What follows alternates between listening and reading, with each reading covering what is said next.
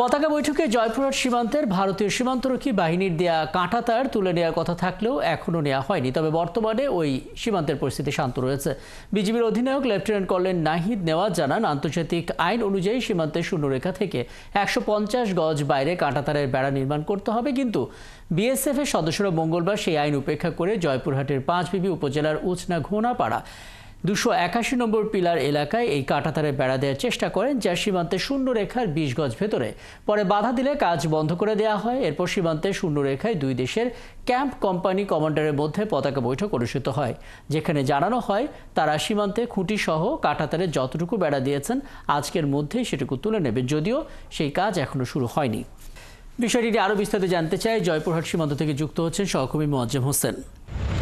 মোয়াজ্জেম হোসেনের আগে আপনার সঙ্গে কথা হচ্ছিল এবং ততক্ষণ পর্যন্ত আসলে বিএসএফ সীমান্ত থেকে তাদের কাঁটাতার তুলে নেয়নি। সময়টা অনেক গড়িয়েছে এবং তাদের নিরাপত্তারক্ষীরা সেই কাজ শুরু করেছেন কিনা, কি মনে হচ্ছে করতে পারবেন কিনা, আর যদি তারা আসলে কাঁটাতার না সরায় আমাদের দিক থেকে আসলে কি করণীয়?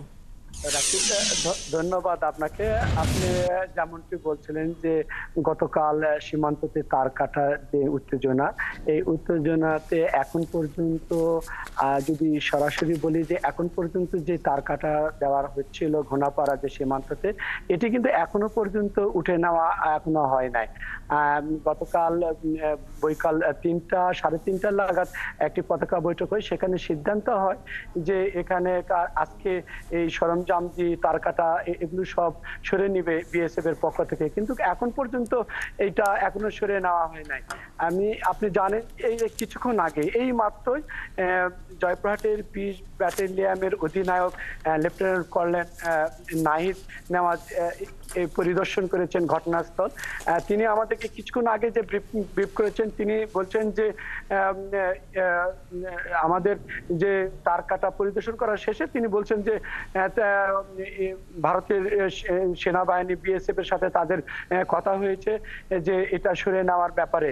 তাদের কথা হয়েছে সরে নেওয়ার পর, কিন্তু এখনো সরে নেওয়া হয় নাই।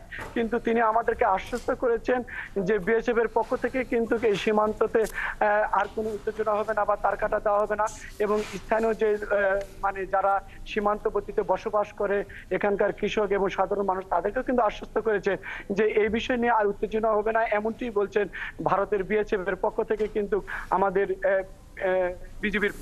বিজিবিকে বলা হয়েছে।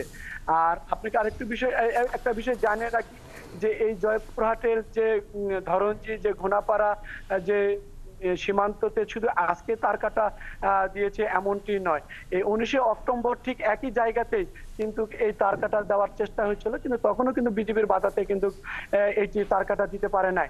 আপনাকে আরেকটু বলে রাখি যে এই ঘোনাপাড়া থেকে আমাদের যে সোনাপাড়া পর্যন্ত প্রায় ৫.৫ কিলো থেকে ৬ কিলো যে সীমান্ত যে রয়েছে, এই সীমান্ততে কিন্তু এই ছাত্র আন্দোলন অর্থাৎ ৫ আগস্টের পর থেকে কিন্তু একাধিকবার কিন্তু এখানে তার কাটা দেওয়ার চেষ্টা করেছে বিএসএফ এবং সাধারণ মানুষের বিজিবি এবং সাধারণ মানুষের কিন্তু হস্তক্ষেপে সেটি কিন্তু